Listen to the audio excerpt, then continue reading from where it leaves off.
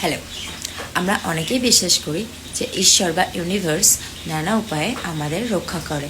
এর কোনো বৈজ্ঞানিক প্রমাণ নেই, কিন্তু এটা বিশ্বাসের বিষয়, যেটা আমরা অনেকেই অনুভব করেছি। কখনো কোনো খারাপ পরিস্থিতি থেকে অল্পের জন্য বেঁচে যাওয়া, যেটা মাত্র রিয়েলাইজ করলাম।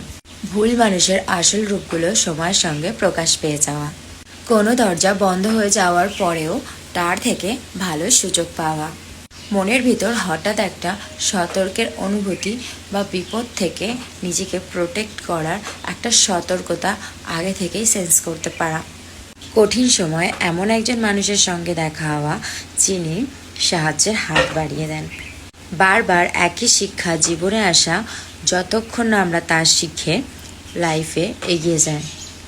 ঈশ্বর সবসময় আমাদের ঝড় থামিয়ে দেন না, কিন্তু সেই ঝড় পার হওয়ার যে শক্তি, সেটা আমাদেরকে দেখিয়ে দেন।